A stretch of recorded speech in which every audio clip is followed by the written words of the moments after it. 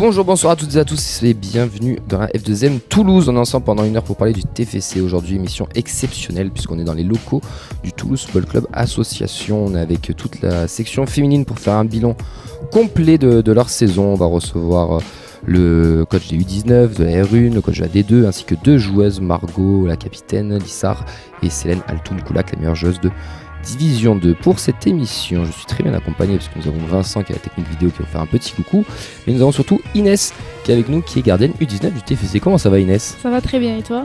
Ça va, merci. Première émission avec nous. Ouais, une première, c'est un peu stressant vu que c'est mes coachs, mais...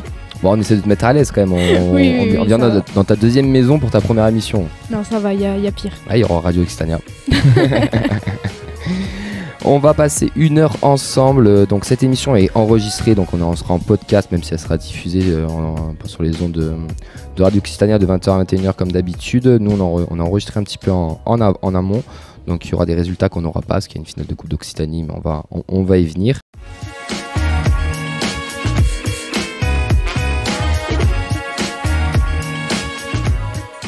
On va présenter nos deux premiers invités. Donc pour commencer, c'est Gaëtan Kerr, le coach des U19. Comment ça va, Gaëtan? Ça va et toi? Ça va très bien, bienvenue et merci de nous recevoir. Avec grand plaisir. Et son collègue à côté, c'est Jérémy Sylvestre, coach de la R1. Comment ça va, Jérémy? Bonjour, ça va et toi? Ça va toujours. Merci aussi de nous recevoir. On est très très content de revenir, parce qu'on était déjà venus. Et c'est sympa aussi de rencontrer les acteurs, parce qu'on parle de vous comme tous les mardis, mais bon, on n'arrive pas toujours à se voir. On va revenir, messieurs, sur la saison, sur vos parcours aussi, enfin toutes ces choses-là. Déjà, pour commencer, on va commencer avec toi, Gaëtan. On va te présenter. Donc, tu es le coach des U19. J'ai vu que ça faisait 8 ans que tu étais au club. Est-ce que tu peux nous retracer un petit peu ton parcours? Alors, c'est ma 9e année, et non pas 8. La 9e, en tant qu'éducateur à la section féminine. Je suis passé par la catégorie U15, catégorie U17, catégorie U13 et ça fait maintenant, je boucle la 3e année avec les U19. Voilà, et à côté de ça, je suis aussi sur un poste administratif au sein de l'association, afin d'occuper plus de missions au sein du club. Coacher les U19 qui sont des U19 nationales, c'est ça? Exactement. Ouais. Jérémy, toi tu es au club depuis 2017, si je dis pas de bêtises? Ouais, c'est ça. Yes. 2017-2018, ouais, c'est ça. C'est ma première info qui est bonne, donc déjà c'est cool. Alors, c'est top. Même question, est-ce que tu peux nous retracer ton parcours? Ouais, moi du coup je suis arrivé à 20 ans au club en 2017-2018. J'étais à la faculté de Paul Sabatier à Toulouse et je suis rentré au TFC en tant que stagiaire. En fait, j'étais en licence entraînement sportif et du coup j'ai commencé avec les petites catégories, donc les U11 féminines, que j'ai gardé 3 ans, et à partir de la 2e année j'ai cumulé certaines missions. Je suis allé sur d'autres équipes, et pour résumer, j'ai eu les U11, je suis passé par les U13, les U15, et ça fait 2 ans maintenant que j'ai été sur l'équipe senior, sur la réserve, donc la R2 l'année dernière et la R1 cette année. Et cette année, je suis salarié au club et je m'occupe de la responsabilité de toutes les équipes de jeunes, donc U11, U13, U15, jusqu'à leur entrée en U19. C'est un peu le pôle préfo, quoi. C'est un peu ça, ouais, c'est un peu ça. Toute la formation des plus petites jusqu'à leur entrée au lycée. Super. Question bateau, mais pourquoi avoir choisi le football féminin, messieurs? Tout simplement parce que c'était une opportunité aussi de rentrer pour moi dans le club. C'était ma première année avec le foot féminin une fois que j'y ai mis les pieds. Et puis une fois qu'on y a goûté, on a du mal à en sortir, quoi. Ouais, un peu comme Gaëtan, moi j'ai commencé avec des garçons. Ma toute première expérience de coach, c'était des garçons, des adolescents. Et en fait, j'ai commencé à goûter un peu au monde féminin à la fac, où j'entraînais des filles qui étaient à l'université. Et ma volonté principale, c'était d'entraîner au TFC, que ce soit chez les filles ou les garçons. J'étais super curieux de découvrir ce monde-là. Et au final, je crois que je me suis pas trompé parce que ça fait combien, 8 ans, toi, Gaët? 8 et 6, 9, ouais. Donc en fait, on se régale. Donc voilà, c'est plus une question de curiosité, de passion surtout, ouais, du foot, passion, quoi. de foot, oui, clairement. Puis le fait aussi d'entraîner au TEF, c'est ça. C'est quand même chouette aussi. On va revenir un peu sur les saisons, sur le sportif. On va commencer par les U19. tout simplement, déjà, comment ça se déroule le championnat U19? Parce qu'il y a les phases de barrage, les phases élite, excellence, donc ça peut être un peu flou pour le grand public. Est-ce que tu peux nous faire un petit topo rapide? Ouais, topo rapide, alors c'est un championnat qui est composé de 24 équipes au départ de la saison, qui sont réparties en 6 équipes en 4 poules. Le premier se qualifie directement au mois de décembre pour la phase élite, et chaque second s'affrontent sous forme de barrage pour accéder à cette phase élite. Si on n'y accède pas, on retombe sur une phase dite excellence, 3 poules de 6, les 2 derniers de chaque poule descendent au niveau régional, tandis que les autres se maintiennent. Voilà. Et sur la poule élite, en fait, les 6 équipes qui se sont qualifiées, le meilleur finit champion de France. La poule élite, les U19 avaient accédé l'année dernière à cette phase-là. Cette année, ça a failli. On a perdu au barrage face au Havre. C'était l'objectif d'y retourner en phase élite? C'était l'objectif au départ, parce qu'une fois qu'on y a pris goût, on a envie d'y retourner, et puis ça fait de sacrées expériences et d'émotions pour les filles, en vue de leur progression. Après, bon, ça s'est joué à peu, vu que ça s'est passé au tir au but dans des conditions assez particulières au Havre. Mais c'est-à-dire? Voilà, météo, un scénario un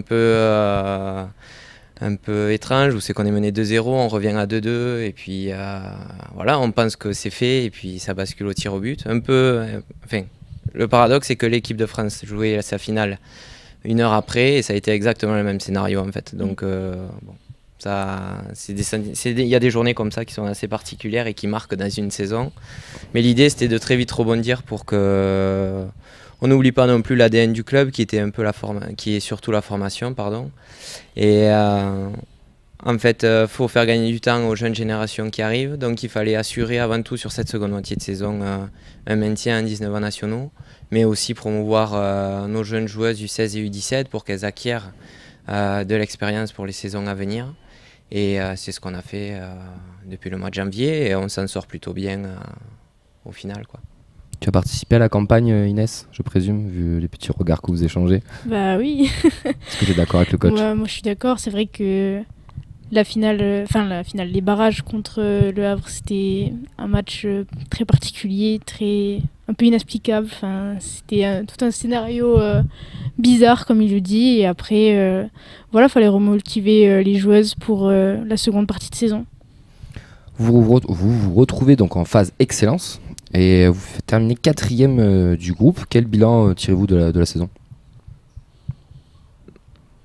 Plutôt bon.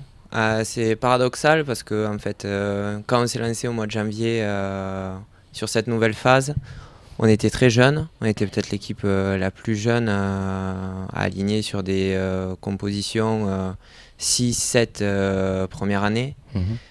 Sur 16 filles, parfois toutes titulaires. Et on commence très mal en termes de résultats face à Dijon, mais non pas en termes de contenu, surtout en termes d'expérience de match, parce qu'on craque sur un gros score, mais alors qu'on tient le match pendant plus d'1 heure.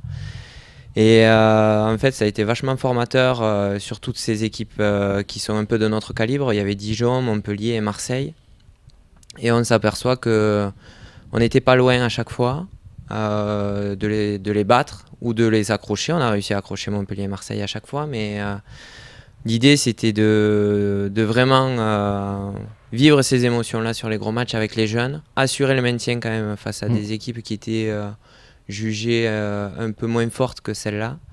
Et c'est ce qu'on a réussi à faire. Donc je vous prends l'exemple, pas plus tard que le week-end dernier, on était sur un tournoi U17 qui nous préparait à la saison prochaine. Et tout ce qu'on a pu faire pendant 6 mois nous a amené à bien performer sur ce tournoi en arrivant en finale. Donc on est en train de gagner du temps. Et ces filles-là vont gagner encore plus de temps la saison prochaine. Et l'idée, c'est qu'elles soient performantes avec l'équipe Fagnon dans quelques années, quoi. Et justement, par rapport à ce tournoi auquel vous avez participé, on voulait savoir comment s'était déroulé l'entièreté du tournoi, ou plutôt aussi les phases finales avec la demi, la finale, comment les matchs se sont déroulés. Alors c'était la 2e édition du tableau féminin. On était 8 équipes réparties sur 2 poules de 4. Une phase de poule classique où tout le monde s'affronte, un classement qui est établi, et après on était tous déjà de base qualifiés pour les quarts de finale, Donc on faisait, selon notre classement, un quart de finale contre le premier. Donc on finit 3e, nous, de notre poule, avec un nul, une victoire et une défaite. Et on tombe en fait contre le PSG en quart de finale. L'organisation avait prévu notre match à 17h, dernier match de la journée sur le terrain d'honneur de Rezé. Donc forcément, dernier match dit énormément de monde autour du terrain, des émotions pour ces jeunes filles qui sont assez énormes parce que d'un, il y a du monde et deux, c'est le PSG.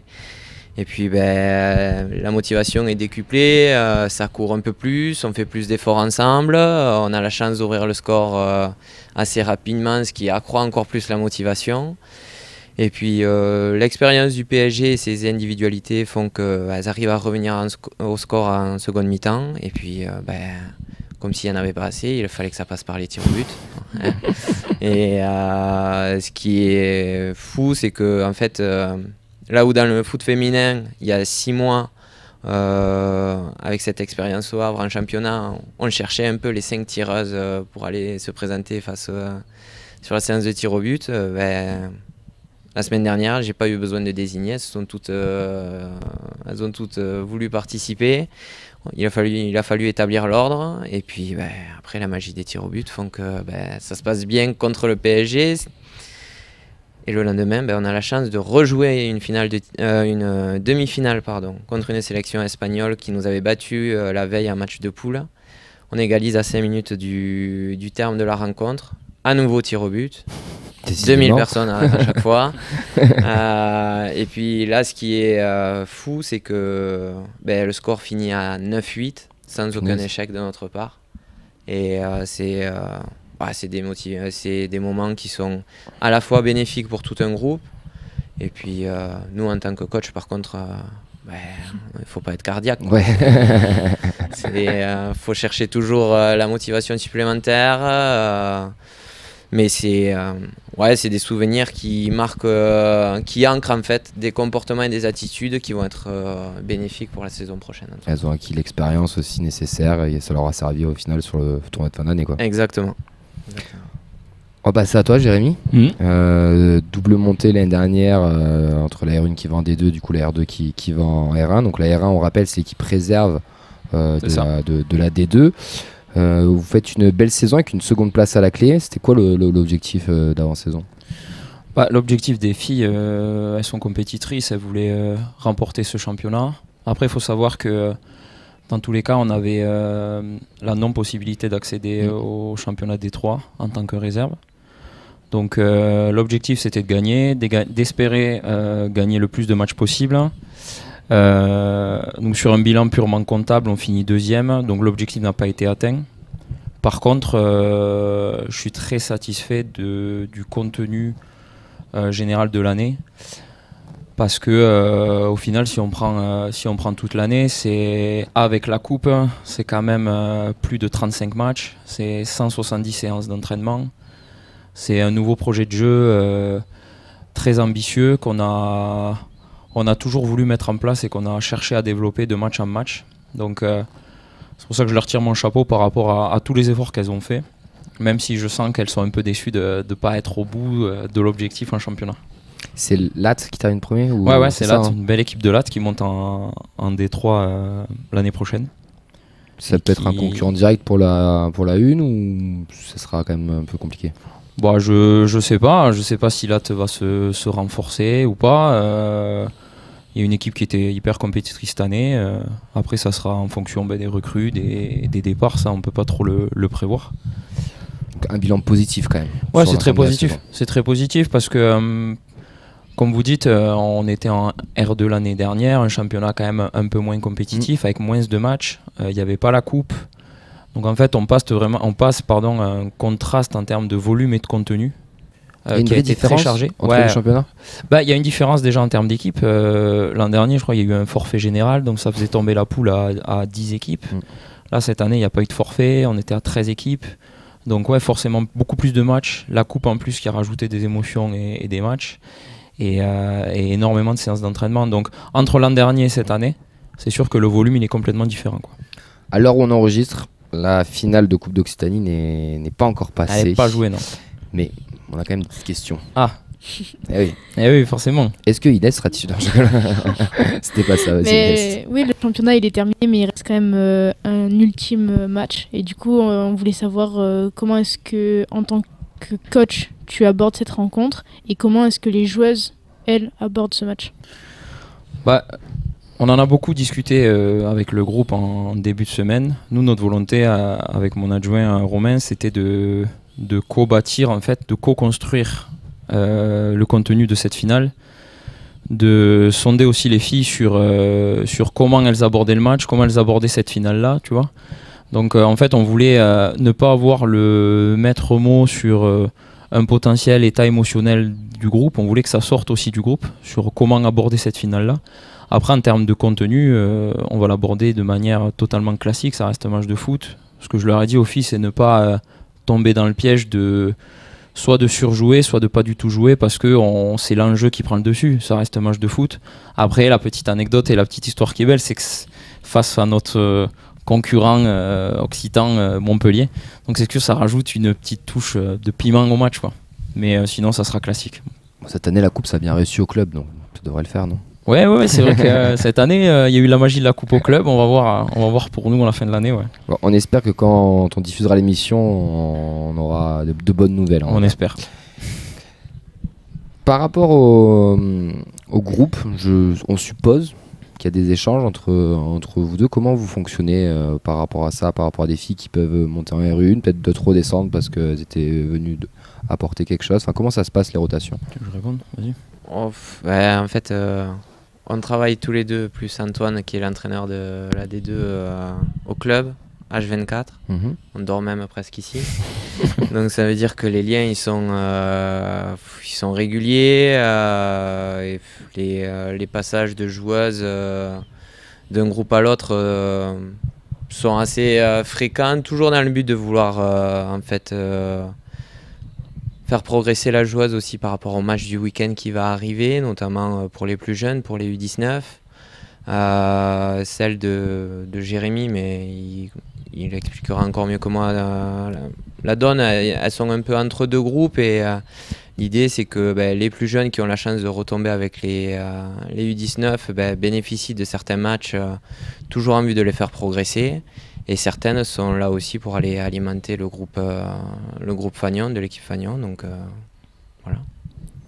Ouais, pour compléter ce que dit Guette, c'est vrai que la force de nous trois, c'est notre entente avec Gaëtan, Antoine et moi. C'est vrai que donc, chaque semaine, en fait, il y a des échanges hyper réguliers sur quel choix à faire, que ça soit le plus juste possible par rapport à toutes les filles sélectionnables. Il y a toujours des frustrations, ça c'est normal, mais on essaye de prendre en compte aussi le contexte de l'équipe Fagnon et des redescentes potentielles avec des filles qui ont besoin de temps de jeu.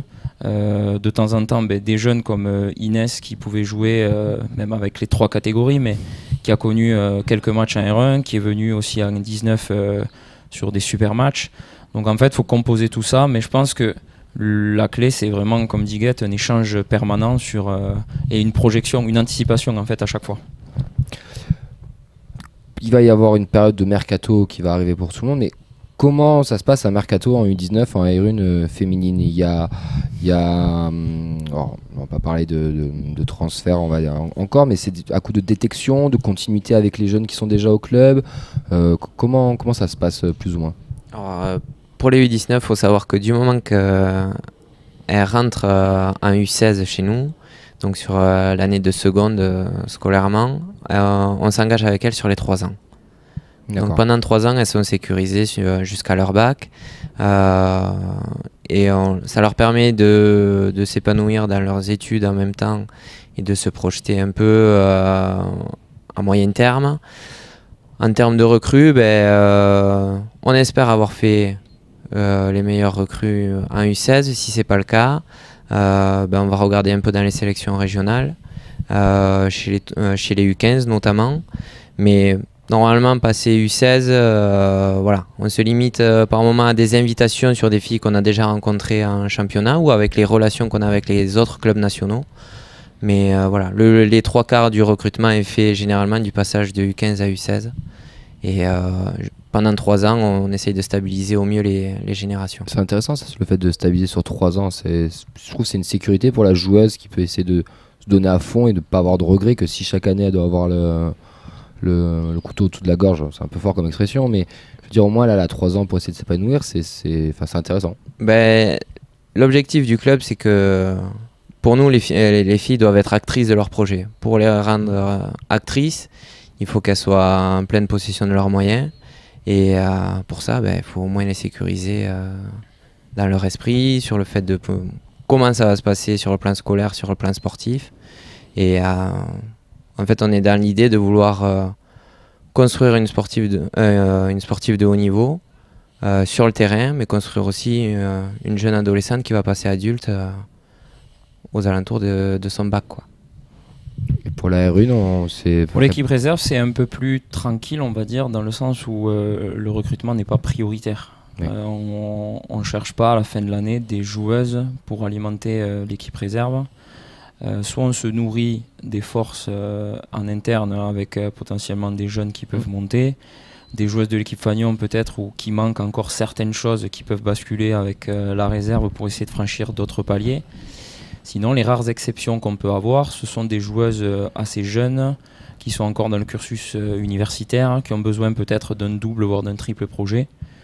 Cette année, on en a intégré 2 par exemple, de 2003 qui voulaient un peu changer de région tout simplement, se rapprocher de Toulouse. Elles ont eu l'opportunité d'être intégrées dans leur fac et du coup elles se sont positionnées pour rentrer au TFC. Mais c'est pas nous qui lançons des démarches de recrutement pour l'équipe réserve.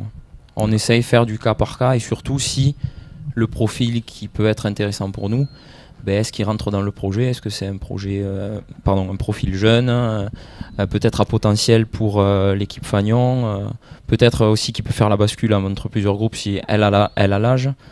Donc voilà comment on s'organise. Est-ce que tu as des questions, Inès, pour terminer cet entretien avec tes 2 coachs? Non, c'est bon. C'est bon. Très complet. Génial. Elle est meilleure au micro ou dans les buts? Dans les buts, elle est performante, très performante. Merci beaucoup, messieurs. C'était vraiment un plaisir de vous recevoir. Merci à vous. Merci à vous. On te souhaite bonne chance pour la finale. Merci beaucoup. En espérant que quand la diffusion, quand on diffusera, on pourra mettre petit erratum. On a gagné la coupe. Et ouais. On va voir. On vous le souhaite. On vous souhaite de bonnes vacances aussi après, parce que le repos aussi c'est sympa. Ouais. Et on se dit à l'année prochaine. Ouais. À l'année prochaine. Au plaisir. À bientôt. Merci, messieurs. Au revoir. Nous, on va enchaîner cette émission. On va recevoir le coach de la D2, donc Antoine Gérard, qui va venir avec nous.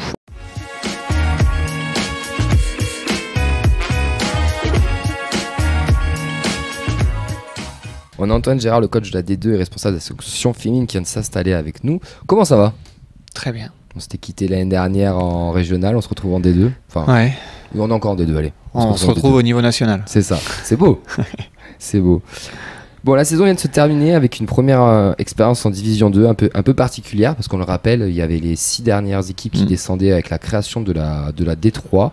On a fini à la 8e place de ce championnat. Avant qu'on parle sur le sportif, est-ce que déjà, en tant que coach, vous êtes satisfait aussi de cette évolution de cette D3 qui a été créée pour, on va dire, mettre un peu plus de professionnalisme dans le football féminin? Oui, mon regard il est très positif sur la réforme des championnats, même si ça tombait forcément sur un timing difficile pour nous qui montions avec notre jeune équipe. On est tous et toutes conscients que c'est positif de mettre un niveau entre la R1 et la D2, que ça va permettre à des clubs de se structurer de manière plus progressive et permettre de franchir les étapes une à une, parce que c'est vrai que là ça faisait un énorme écart, que pour construire des effectifs en sortie de barrage de Régional 1 et pour jouer et être compétitif tout de suite en D2, c'était compliqué.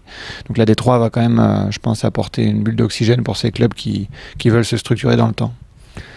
Quel bilan du coup de cette saison, 8e position, une première partie de saison un peu compliquée, une seconde meilleure en tant que coach, qu'est-ce qu'on tire comme bilan?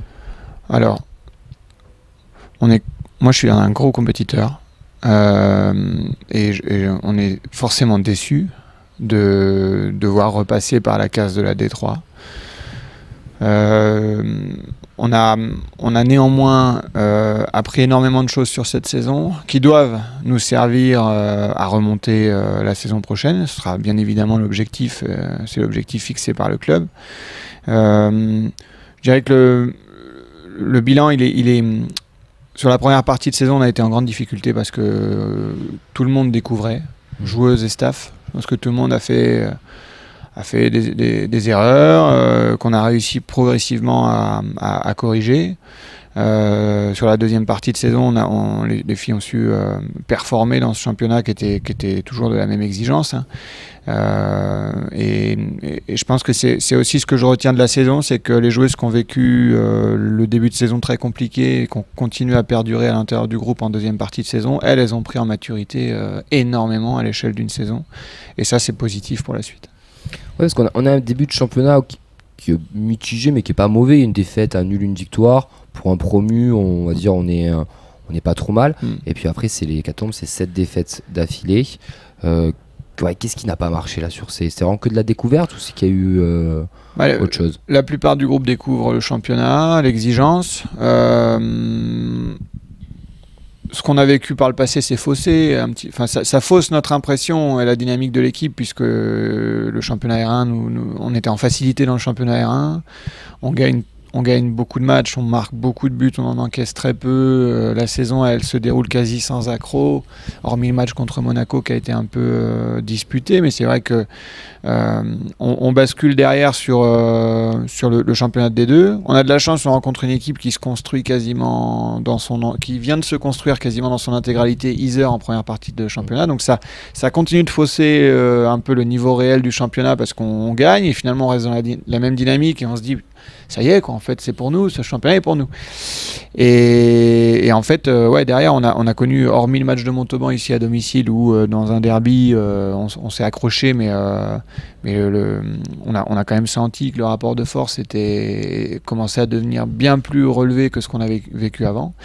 Et c'est vrai que il y a eu une accumulation de blessures longue durée, des joueuses qui nous manquaient énormément, un problème de leadership,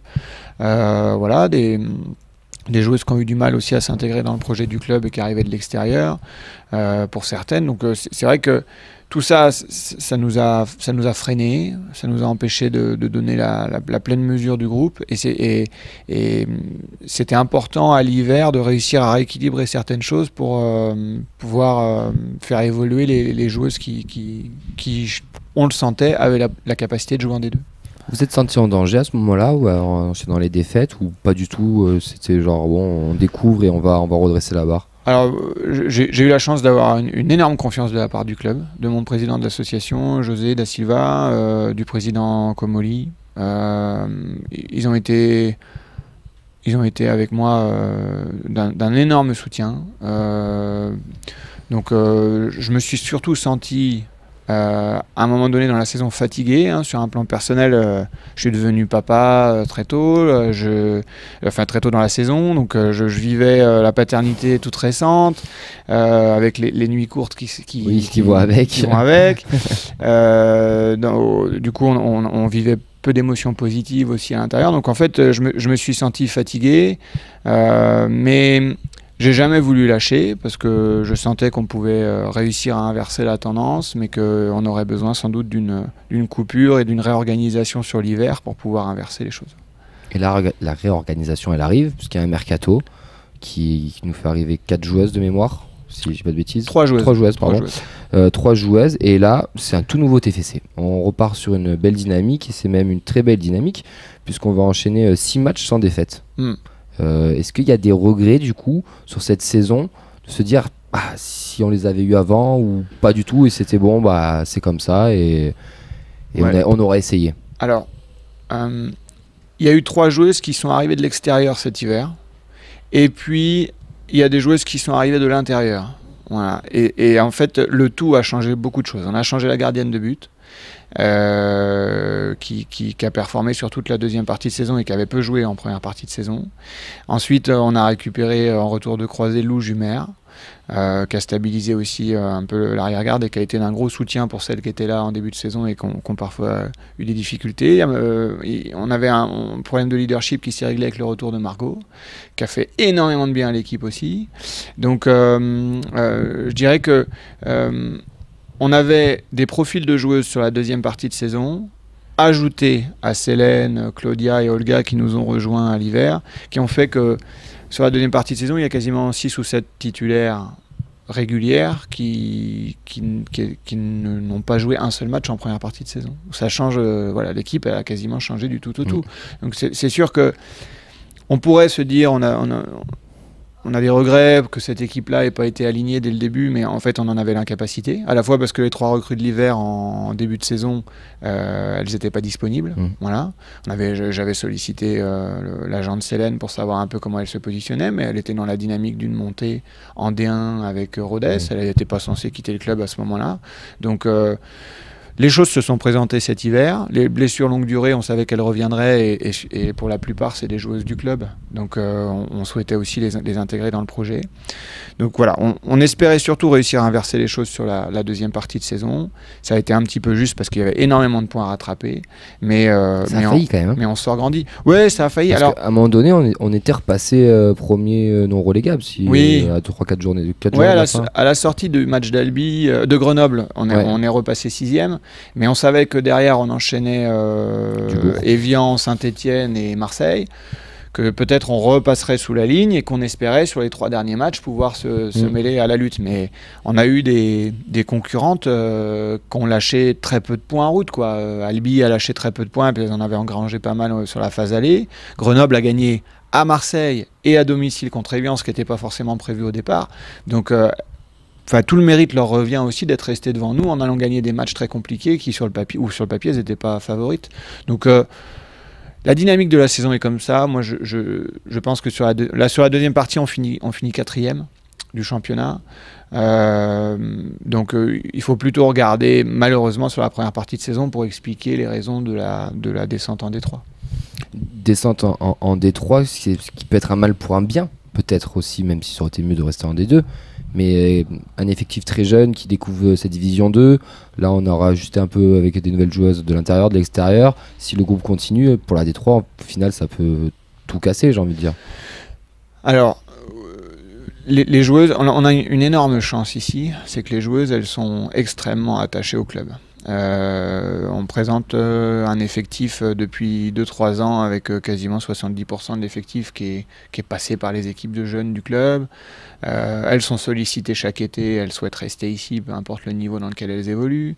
Je pense que cette dynamique-là, on la voit dans peu de structures féminines en France. Et donc, bien évidemment qu'on se dit... Il y a beaucoup d'éléments qui peuvent faire repartir le projet, une certaine stabilité au club sur l'intérêt pour la section féminine, à l'intérieur de l'effectif sur les joueuses qui malgré la descente veulent continuer avec nous et relever le challenge. Après il faut, voilà, la D3, même si on a vécu en D2, même si on a fait une super deuxième partie de saison, la D3 va être un championnat exigeant où il n'y a qu'une seule montée, donc il y a quand même pas le droit à l'erreur. Et je pense qu'à l'intérieur du futur groupe dans lequel on va se trouver, il y aura des équipes qui se seront armées pour relever ce défi de la montée en D2. Ouais. L'objectif pour le club, c'est de remonter directement ?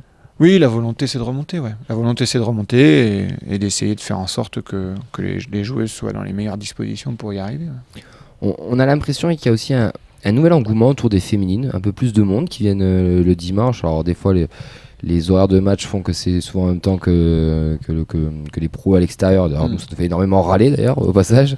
Mais on sent qu'il y a un peu plus de monde. Ouais, je crois, si je ne suis pas de bêtises, je crois que c'est 250 de moyenne. La Curva Ouest aussi, qui est venue 2-3 fois encourager les filles. Est-ce que ça ça vous pousse aussi à faire mieux? Est-ce que vous êtes satisfait? Vous avez envie encore d'aller un peu plus loin avec tout ça ou pas? c'est extrêmement positif de sentir qu'il y a un engouement auprès de l'équipe féminine. D'autant plus que je pense qu'aujourd'hui, on n'accueille pas forcément les supporters de l'extérieur dans des conditions optimales, étant donné que voilà, pour l'instant, on n'a pas de stade avec tribune. Voilà, les gens sont sur le pourtour. Donc je pense qu'on va année après année avancer sur tous les éléments de structuration du club. Et j'espère que les gens, en plus d'avoir un attachement pour les filles qui sont un peu sous-médiatisées et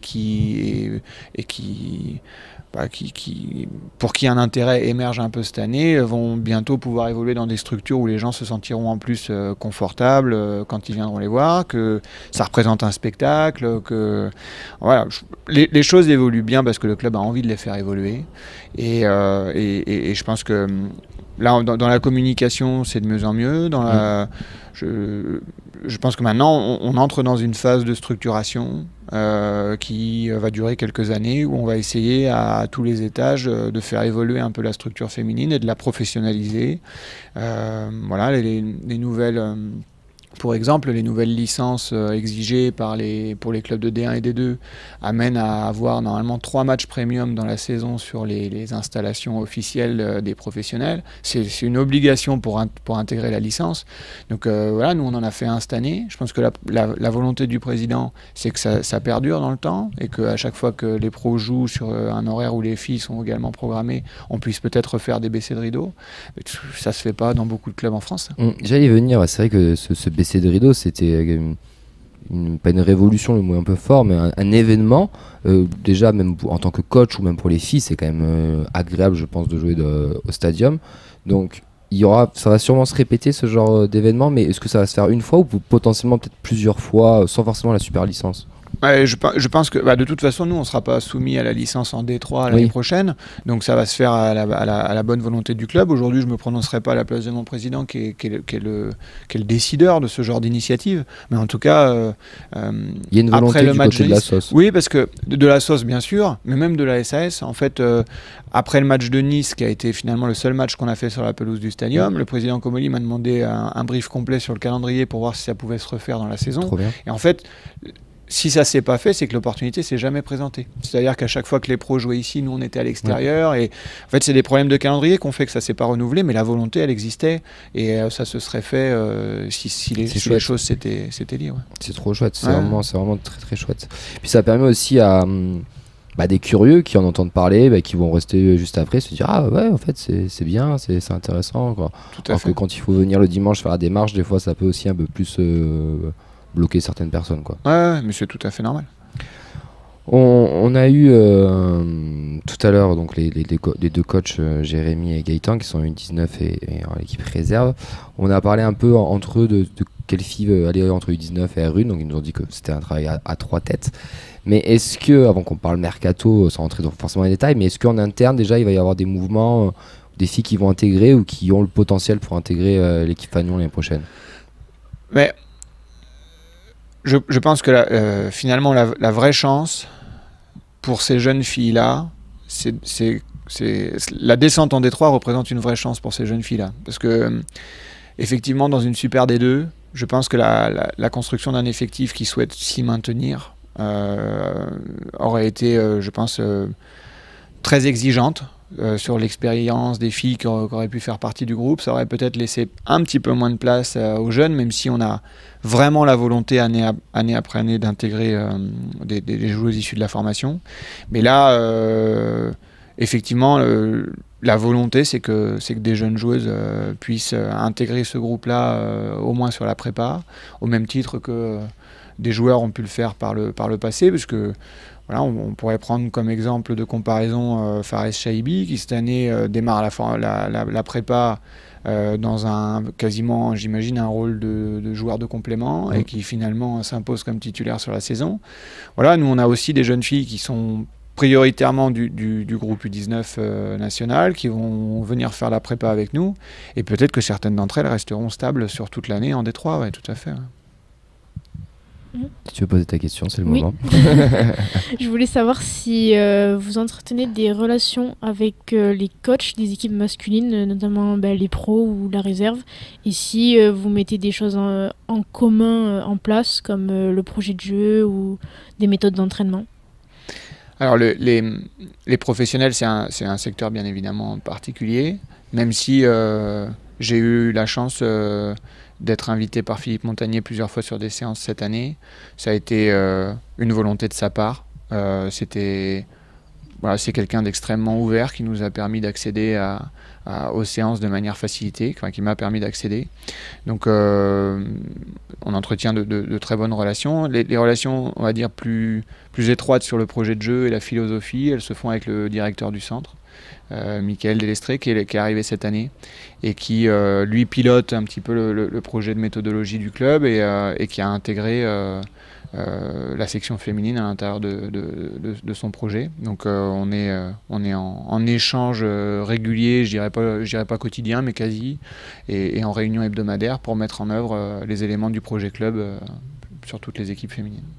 Ce qui est bien, alors, nous on le sait plus ou moins parce qu'on suit l'actualité du club, mais là on se le fait confirmer, c'est que tout le club avance ensemble en fait, que ce soit féminine, masculin ou jeune, on a vraiment un club qui est reparti sur les bases et qui allez, on y va tous ensemble et on grimpe tous ensemble. Ouais. Nous on a cette impression là en tout cas de l'extérieur. Ouais, tout à fait. Moi je suis arrivé il y a 8 ans au club et j'ai malgré tout senti qu'il y avait une barrière entre l'association et l'autre côté de l'île du Ramier.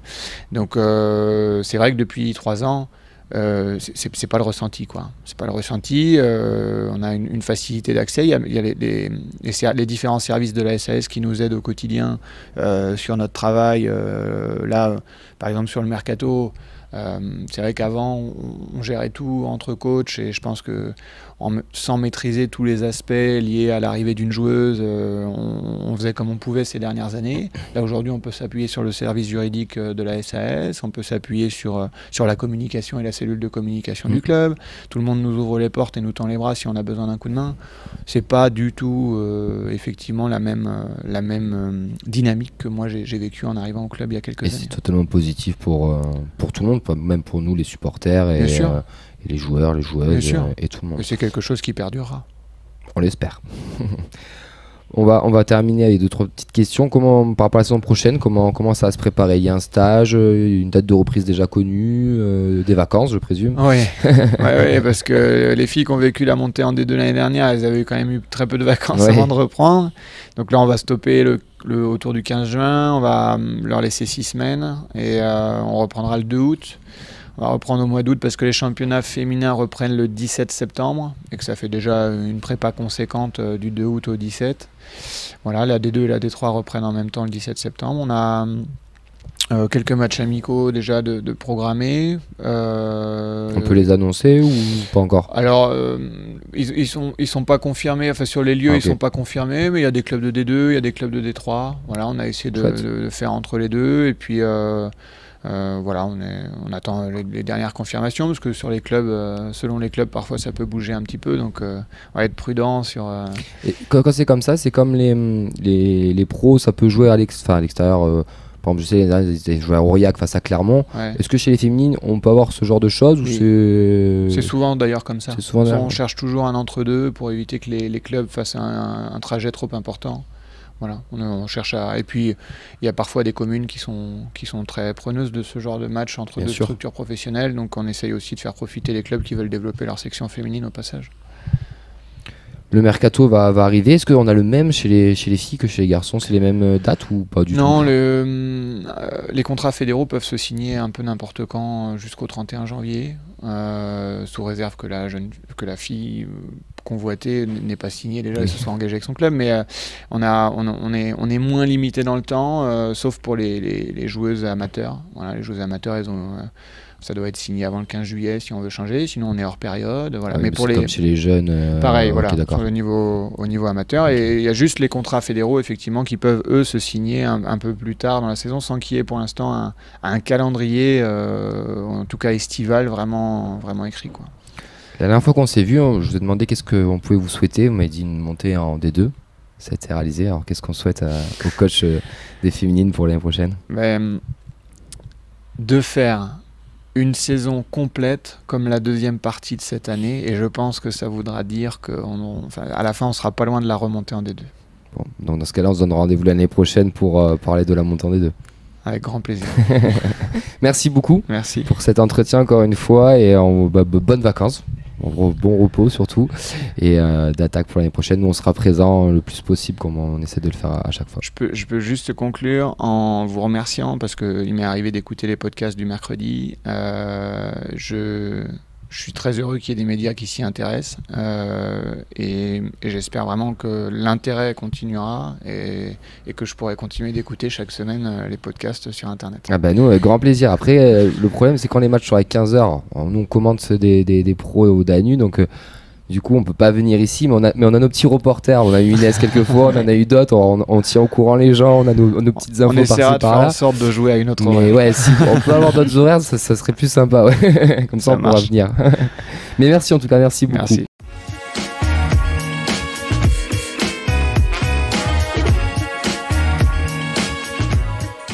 On va enchaîner cette émission exceptionnelle avec deux joueuses du groupe de la D2. Donc on va commencer avec Margot Lissard. Tu es la capitaine de la D2 du Toulouse Football Club. Déjà, pour commencer, comment ça va? Ça va très bien. Ouais. On va être avec toi sur la fin de saison. On va revenir un peu sur toute cette saison qui s'est passée, donc là, avec le collectif. On va revenir un peu sur du perso aussi. Déjà, en tant que joueuse, toi, comment tu as vécu cette saison 2022-2023? Ça a été beaucoup d'émotions. Là, dernièrement, ça a été pas mal de frustration, puisque on est rétrogradé en 3e division, mais il y a eu aussi de belles émotions parce que avec cette défaite d'affilée au mois de décembre, on a su aussi relever la tête. Donc beaucoup d'orgueil et de persévérance de la part de ce groupe. C'est une saison où on sort de là un petit peu mitigé, bien sûr. Ouais, c'est sûr qu'il y a eu deux visages cette saison. Il y a eu le premier avant Mercato et post-Mercato. Il y a que le Mercato qui a joué un rôle, ou il y a eu un autre déclic aussi chez les filles? Je pense qu'il y a eu aussi le retour de certaines joueuses qui a fait du bien au groupe, le Mercato aussi, puisque de nouvelles joueuses sont arrivées, des joueuses qui n'avaient pas vécu cette première partie de saison où tout le monde avait un petit peu la tête au fond du sac. Donc ouais, ça a été plusieurs paramètres qui ont fait que le groupe a switché un peu dans un autre état d'esprit, et puis aussi sur la prise en main du projet de jeu, ça a été de plus en plus abouti. Donc ouais, il a fallu quelques mois d'ajustement, mais quelques mois finalement qui nous coûtent cher, mais le tout c'est d'avoir aussi su redresser la barre, je pense. Oui, totalement. On a vu clairement un autre visage dans une partie de saison, et c'était, je pense, celui qui était le meilleur visage et celui qui aurait dû être celui de la première partie de saison. Bien sûr. Après, il y a un effectif qui est très très jeune, donc je pense que ça a joué aussi, non, dans tout ça? C'est ce que j'allais dire, un effectif très jeune qui n'avait pas forcément connu ce niveau-là, donc voilà, une période d'adaptation, prendre des marques, et puis on sortait d'une saison où on était à 100% de victoire avec 105 buts, donc forcément pas l'habitude d'avoir ces confrontations en face. Tu penses que ça a joué dans les têtes, ça aussi, le fait d'être habitué à trop gagné l'année dernière? Ouais, je pense, parce que on s'habitue à gagner, et puis dès qu'on a un peu de difficulté, c'est plus difficile. D'ailleurs, par rapport à cette difficulté, est-ce que tu as été surprise par le niveau de la D2, ou tu te dis que c'était à ça que tu t'attendais, pardon? Par rapport aux années précédentes, ouais, je trouve. C'est la division est devenue beaucoup plus professionnelle dans ce que ça pouvait être avant. On a rencontré des équipes qui avaient des projets de jeu beaucoup plus aboutis, alors qu'avant c'était une division qui était peut-être un peu plus rude, où on s'est joué sur le contact, le physique. Donc ouais, elle a bien évolué, et j'imagine que ça évoluera encore plus l'année prochaine avec la Super D2 qui sera en place. C'est bénéfique pour le foot féminin aussi, dans sa globalité, que cette D2 évolue comme ça? Oui, bien sûr, il faut qu'on tende de toute façon vers le professionnalisme, donc oui, il faut que toutes les équipes deviennent comme ça. On a toujours Inès qui est avec nous, qui est présente, qu'on ne présente plus, qui est gardien U19. Tu as une question pour Margot? Ouais, moi j'avais une petite question. C'est au début de saison, tu étais blessée et tu as du coup ensuite réintégré le groupe. Et je voulais savoir, dans la période où tu étais blessée, justement le fait de pouvoir encourager les filles, mais pas en étant sur le terrain en tant que capitaine. Je voulais savoir comment tu l'avais vécu. C'est un rôle difficile quand on ne vit pas cet enchaînement de défaites à l'intérieur du groupe. Mais je crois que l'important dans ces moments-là, quand on n'y est pas, c'est d'apporter de la fraîcheur, d'apporter un autre état d'esprit et les sortir de ce cercle un peu vicieux. Donc c'est ce qu'on a essayé de faire et ce que j'ai essayé de faire pendant cette période. Et après, quand je suis revenu en janvier, c'était d'autant plus facile puisque en réintégrant le groupe, voilà, on est avec les filles, on vit le truc et c'est plus simple. C'est aussi ça le rôle de capitaine. Oui, bien sûr. Dans ton parcours, tu n'as pas connu que le TEF. Est-ce que tu peux nous en dire plus? Alors, en féminine, j'ai connu qu'un club chez mes parents en Dordogne, donc qu'une saison. C'est AS Champsevinel. Mais après, sinon, là, dans la région, j'ai connu que le TEF. Mes infos sont pas bonnes, c'est génial. Non, j'ai connu que le TEF. Et du coup, tu vas nous faire une Francesco Totti des féminines ou Ouais, je pense, ouais. Exactement. Le sang est violet. C'est bon, ça. Est-ce que vous avez des relations avec aussi le groupe pro ou pas du tout Ça nous arrive sur des soirées de début de saison et de fin de saison, voilà, où l'ensemble du club est réuni. Voilà, il nous arrive d'échanger aussi, c'est des moments toujours sympas. Voilà. Sur le match de barrage de l'an dernier, ils sont venus nous encourager. Vrai, ouais. Nous, dès qu'on a l'occasion, on va les voir au stadium. Donc, ouais. Vous étiez au Stade de France ? J'étais au Stade de France, trop bien. Ouais. Trop bien. D'ailleurs, c'est paradoxal parce que les masculins, j'allais dire, ont vécu une belle saison et vous, c'était un peu plus compliqué. C'était pas trop paradoxal des fois, tout ça ? Si, après le tout, je crois que c'est de switcher. Ok, on peut pas tomber plus bas, on a échoué. Maintenant, sur le groupe qui poursuivra l'année prochaine, on est toutes très conscientes de l'objectif et on sait qu'on veut y revenir le plus vite possible. Donc voilà, faut pas rester sur cette année. Elle a été difficile, certes, mais il faut aussi garder le positif. C'est de l'expérience. Exactement. Et je pense que le groupe a grandi et on n'aura pas le même groupe qui débutera en septembre prochain sur la D3. Par rapport à cette descente, le fait qu'il y ait une D3 qui se crée, est-ce que c'est vraiment un échec de descendre ou alors peut-être que la marche était un peu trop de cette année, on continue, c'est pas grave, on reste dans le même wagon et on y va. J'espère que ça sera reculé pour mieux sauter. Il nous manquait que 5 points pour se maintenir. Ça aurait été une année comme la saison précédente en D2, on se serait maintenu. Mais voilà, c'est comme ça, il faut faire avec les contextes. Comme vous le disiez tout à l'heure, c'est bien pour le foot féminin qui est cette D2 unique. Donc on va faire notre saison en D3 et ensuite on va continuer à se structurer pour atteindre les objectifs qu'on s'est fixés. Il y a des équipes que tu crains dans cette nouvelle D3 qui vont y être ou pas? J'ai pas grande visibilité, je sais pas comment les clubs vont se renforcer, c'est un peu le grand mystère cette D3, en plus c'est un nouveau championnat donc je veux pas m'avancer. J'imagine qu'on fera des matchs amicaux contre des équipes peut-être de la poule ou de l'autre poule de D3, ça sera bien pour prendre la température un petit peu et se jauger. Là, à cette période, je veux pas trop me prononcer, je sais pas. On a Célène qu'on va recevoir juste après qui a été élue meilleure joueuse de D2. C'est quand même fou, en 6 mois elle a claqué 20 buts, meilleure joueuse. Ouais, c'est un truc de ouf. C'est incroyable, c'est un super truc pour elle, sachant qu'à la base elle est quand même latérale gauche et que le coach l'a repositionnée devant, donc elle a mis 20 buts en 9 matchs je crois, quelque chose comme ça. Ça nous a fait un bien fou. Le redressage de barre, si je puis dire, est lié à son arrivée quand même. Donc ça a tiré le groupe vers le haut et sa récompense elle est bien méritée, quoi. C'est super pour elle. On a des petites questions aussi maintenant un peu plus perso, plus vestiaire. Inès, tu veux te lancer? Tout d'abord, on voudrait savoir qui met l'ambiance dans le vestiaire. Et on veut pas de langue de bois. Du coup, sans modestie, je pense que c'est moi qui suis un peu le clown du vestiaire. Je suis d'accord. Inès confirme. Je suis d'accord. Et une autre question, qui est toujours en retard? Christelle Etienne. Sur les séances vidéo. Pas que. Après, qui gagne le plus de jeux à l'entraînement? Alors, c'est pas Lina Khelif, hein. Ça c'est sûr. Je pense que c'est Anaëlle Lecoq. Je pense que c'est Anaëlle Lecoq. Elle a tous les contres, elle a toutes les victoires, c'est assez insolent. C'est vrai qu'on la voit souvent sur les stories Instagram. C'est assez insolent. Qui est la plus maniérée? Lina Khelif. Je savais que t'allais dire ça. Ensuite, qui chambre le plus? Roma Grinfant est pas mal. Roma Grinfant est pas mal sur le chambrage. Qui met les plus grosses frappes?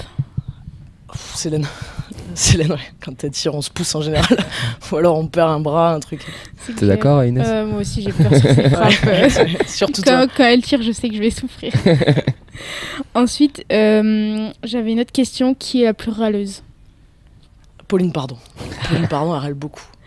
Donc ça va avec mauvaise perdante. Ouais, c'est un bon duo. Qui est la plus drôle? Franchement, on a une bonne équipe de rigolotes. Hein. Là, je sais pas. Elles sont drôles dans leur registre. Hein. Ouais. Et enfin, dernière question. Quelles sont les playlists, les musiques qu'on écoute le plus dans le vestiaire? Alors là, je sens que souvent que je suis la plus vieille de l'équipe. Du coup, je subis un peu souvent Dadju, hein, tellement je le dis mal. Ouais, on a laissé le lead aux jeunes. Il y a peut-être des artistes que je connais même pas, donc... Faut reprendre le portable en tant que capitaine. Mais je reprends le lead parfois. Ouais, faut imposer. Elle râle, mais c'est pas grave. Elles finissent toujours par s'en accommoder. Qu'est-ce qu'on peut te souhaiter pour la suite? De revivre de belles émotions avec le TEF l'année prochaine, avec une remontée. Ouais. Et puis après, y rester, quoi.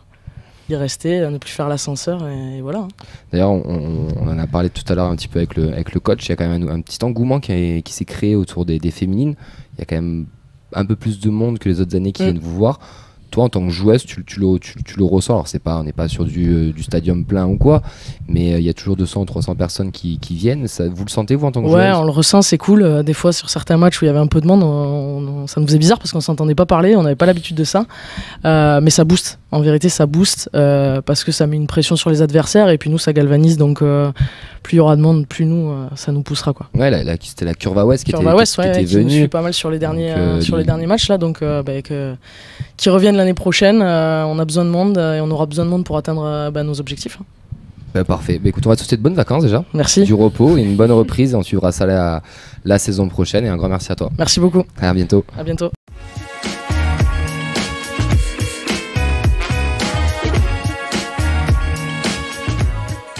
Et on accueille pour finir Célène Altoun-Koula, qui est l'attaquante du TFC, mais bon, pas que, parce qu'on va y revenir après sur ce petit point, mais surtout la meilleure joueuse du championnat D2. On a le trophée qui était avec nous. Merci de nous l'avoir amené et merci à toi aussi d'être là. Comment ça va déjà pour commencer? Ça va très bien. Ouais. Tu viens de clôturer cette saison avec le Toulouse Football Club, mais t'as pas commencé chez nous. Tu étais à Rodez en début de saison. Rodez qui a été monté en D1. Qu'est-ce qui s'est passé pourquoi t'es venu ici? Qu'est-ce qui s'est passé là-bas? Déjà à Rodez, j'avais pas beaucoup de temps de jeu, donc forcément c'était compliqué. J'avais plus ce plaisir quand j'allais à l'entraînement. Je rentrais des entraînements, j'étais triste et du coup j'avais pris la décision d'arrêter et après j'ai eu la proposition du projet du TFC et j'ai accepté de venir ici et je pense que ça m'a réussi. Je pense aussi. Ouais. Tu suivais déjà un peu les résultats de Toulouse ou... Oui, je suivais parce que j'ai des copines avant d'arriver ici qui jouaient aussi et du coup je suivais un petit peu. J'ai aussi suivi la montée l'année dernière de la R1 en D2, donc je suivais les résultats. Donc tu savais un peu qu'est-ce qui se passait, aussi où tu venais quand tu arrivais au mercato. Bon, tu arrives au mercato hivernal, nous on t'a découvert par un triplé déjà, puis un deuxième, et puis au final c'est 20 buts en 9 matchs, si j'ai pas de bêtises. 12 matchs. C'est exceptionnel. Ouais, c'est la première fois que je marque autant. Je pense aussi c'est par rapport au poste parce que j'ai jamais joué devant. Et c'est ça qui est le plus dingue. Ouais, je sais pas, c'est peut-être la confiance. Moi je pense que c'est la confiance et le fait d'être bien dans ma tête. Forcément je suis bien sur le terrain après et ça se ressent, donc je pense que tout ça fait un bon combo. Est-ce que tu es défenseuse de formation, c'est ça? J'ai joué arrière gauche et milieu gauche. Enfin, j'ai surtout joué côté gauche. J'ai jamais été dans l'axe ou devant et c'est la première fois. Parce que moi, quand j'ai fait des petites recherches un petit peu pour préparer l'interview, tu as joué à Metz aussi. Oui, c'est ça. Et il y avait ton nom, ton prénom et marqué défenseur. Je me suis dit, c'est pas elle. Mais il y avait ta photo. Je me suis dit, non, ils ont dû se tromper. Ça peut pas être elle. Ouais, c'est ça. J'étais défenseur. Au début en D2, à Metz, j'étais milieu côté. Et ensuite, quand on est monté en D1, avant que je me fasse les croisés, défenseur. Et après, les croisés, quand je suis arrivée à l'OM, pareil, défenseur. Et c'est une fois arrivée à Rodez où je suis montée d'un cran à nouveau, donc au milieu, et arrivée ici devant, attaquante.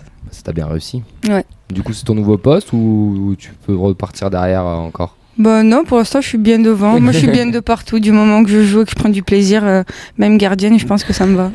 C'est Inès qui va pas être contente. Là. Bon, je préfère qu'elle me mette des frappes plutôt qu'elle les arrête. Je voulais savoir, lors des premiers entraînements et des premiers matchs avec le club, comment est-ce que tu as trouvé le niveau et la personnalité des joueuses du TFC? La personnalité, déjà, j'ai été super bien accueillie. Donc ça se voyait que c'était un bon groupe, que ça vivait bien ensemble, qu'il y avait une bonne ambiance, que tout ça c'était nickel. Et en fait, mes premiers entraînements, je me suis dit, mais comment c'est possible? Pourquoi elles sont dernières au classement? Je me dis, c'est pas normal. Et en fait, je comprenais pas en fait, parce qu'au vu du niveau des entraînements, de l'intensité et même du premier match que j'ai joué, donc c'était à Nîmes, je me suis dit c'est pas normal qu'on soit dernière en fait. Et voilà. T'as été agréablement surprise? Ouais, oui, surprise. Ton intégration du coup a dû être plus facile si tu connaissais aussi des joueuses. Ouais. On a pu voir dans une interview aussi que tu as faite récemment, que tu es en colocation avec 2 joueuses aussi du TEF. Ouais, c'est ça. C'est ça. Du coup ça aide aussi pour l'intégration. Ouais, elles m'ont bien accueilli, que ce soit à la coloc ou après, arriver ici à l'entraînement, m'expliquer le fonctionnement, où fallait aller, ce qu'il fallait faire, tout ça. Donc non, franchement, c'est super bien passé. On en revient à ton titre de meilleure joueuse de D2. Déjà, est-ce que tu t'y attendais? Pas du tout. Ça fut une surprise. Je m'y attendais pas du tout. En fait, le club était au courant et le coach m'envoie un soir. On monte à Paris le 15 mai. Et moi, en fait, confiance aveugle, je lui dis OK. Il me dit, mais il me répond, tu me demandes même pas pourquoi. Je lui dis, je sais pas, c'est les remises de trophées de la D1. Il me dit, oui, mais tu t'es nommée dans les 3 meilleures joueuses des D2. Et là, j'étais devant mon téléphone, je fais ah bon? Et du coup, je ne m'attendais pas. Et en fait, ils m'ont fait la surprise. On est monté à Paris. Ils savaient déjà que j'étais nominée parce qu'il n'y avait même pas 3 nommés en fait. J'étais la seule. Et du coup, ils m'ont fait la surprise. Et une fois qu'ils m'ont appelée sur scène, je m'y attendais pas. C'est une fierté? Ouais, vraiment une fierté. J'étais trop contente. Et voilà. Ouais, c'est une belle récompense. Après, c'est totalement mérité aussi, vu la saison, enfin la demi-saison que tu fais au club. D'ailleurs, ton arrivée, l'arrivée aussi de autres joueuses, et puis l'arrivée interne, comme nous disait tout à l'heure le coach, ça a été un déclic, puisque la deuxième partie de saison est totalement folle, enfin même meilleure que la première partie de saison. Est-ce que toi, comment tu l'as vécu tout ça? Moi, je pense que le fait d'avoir 3 nouvelles joueuses, ça a amené aussi du renouveau, je sais pas si on dit ça comme ça, mais voilà, ça a amené du peps, de l'envie, même s'il y en avait déjà avant, mais je veux dire, elles sont sorties entre guillemets de cette spirale négative. Et donc ça a aussi motivé les filles quand on a enchaîné 1 victoire, 2 victoires, et tout le monde était reparti dans le même bateau et tout le monde a pensé positive et en espérant le maintien, même si on n'a pas trop réussi. C'est une déception, un regret pour toi de pas Ouais, franchement, ouais, parce que j'y ai vraiment cru jusqu'au bout et je pensais vraiment que c'était possible, tout le monde le pensait et on est passé à rien, je pense à 1 victoire près et voilà, donc très déçu. La D3 potentiellement l'année prochaine, sans rentrer dans les détails, mais tu risques d'être sollicité, je présume aussi avec ton titre et puis sachant que tu joues en D1, sans nous vendre peut-être l'info quoi, mais à Toulouse, t'as envie d'y rester, t'as envie de monter ce projet avec eux ou... Après, je me sens très bien dans le club, on m'a très bien accueilli, mais je sais pas encore, je réfléchis, Normal. Voilà, j'ai encore un petit peu de temps, donc je réfléchis, je vais en parler avec ma famille et je verrai plus tard. On a vu aussi que tu étais international turc. Oui. C'est encore dans un coin de ta tête, la sélection? Oui, non.